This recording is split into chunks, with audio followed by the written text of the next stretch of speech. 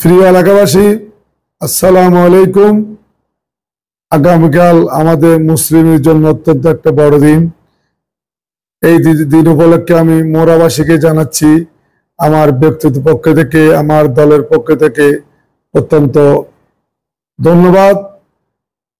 আমরা গত 17 বছর এই স্বৈরাচারের কারণে আমরা সুন্দর একটা ঈদ উদযাপন করতে পারি নাই।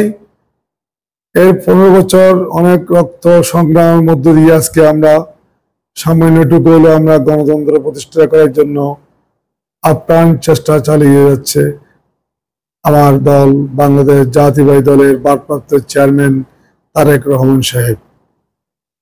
উনি সব সময় দেশের জন্য চিন্তা করে, দেশের গণতন্ত্রের জন্য চিন্তা করে, দেশের মানুষের জন্য চিন্তা করে।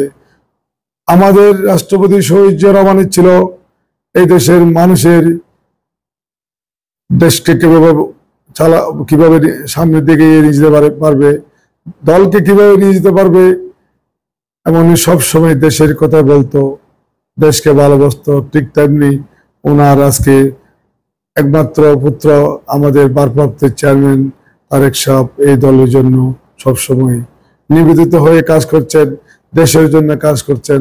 আজকে ওনার বদলতে আমরা 24-এ একটা স্বাধীনতা পেয়েছি। এই স্বাধীনতা আমাদের ধরে রাখতে হবে।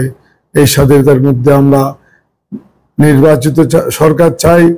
ইনশাল্লাহ আগামী ডিসেম্বরের মধ্যে আমরা আশা করি আমরা একটা জাতীয় ইলেকশন পাবো।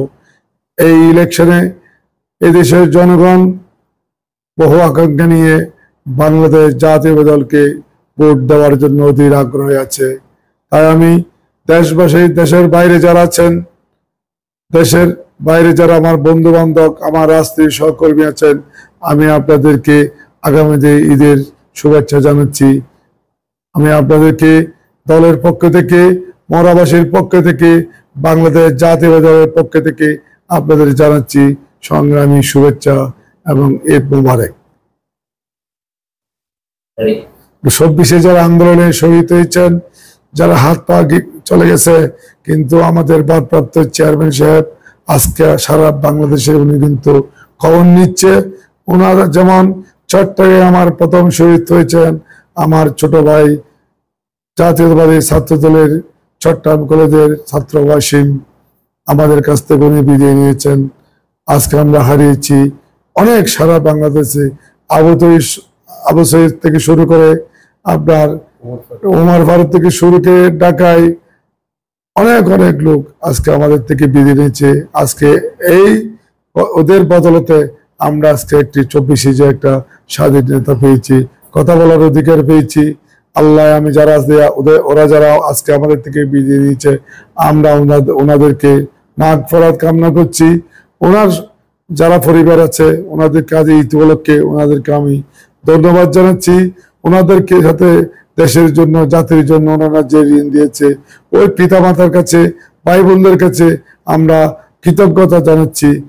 এই 26-এর আন্দোলনে যারা অসুস্থ আছে, যারা বিছানায় শুয়ে আছেন, যারা খাত চলে গেছে, পা চলে গেছে, ওদেরকে আমি বর্তমান সরকারের প্রধান উপদেষ্টার কাছে আহ্বান জানাবো, উনি যেন ওই লোকগুলাকে, ওই ছেলেগুলাকে সাহায্য সহায়তা করে ওনাদেরকে পুনর্বাসন করার জন্য আমি বর্তমান সরকারকে আহ্বান জানাবো। পরিশেষে আমি আর বক্তব্য রাখবো না। আমি মোরাবাসীকে আগামীকাল ঈদের শুভেচ্ছা জানাচ্ছি। আমার বন্ধু বান্ধব দেশের বাইরে যারা আছেন, আমার জাতীয়তাবাদী শক্তির বাইরে আছেন, আমি সবাইকে ঈদুল উপলক্ষে ঈদ মোবারক জানাচ্ছি। সবাইকে ধন্যবাদ, সংগ্রাম ও শুভেচ্ছা রইল। বাংলাদেশ জিন্দাবাদ, আমাদের শহীদ জিয়া জিন্দাবাদ, খালেদা জিয়া দীর্ঘজীবী হোক। সবাইকে ধন্যবাদ। খোদা হাফেজ। বাংলাদেশ জিন্দাবাদ।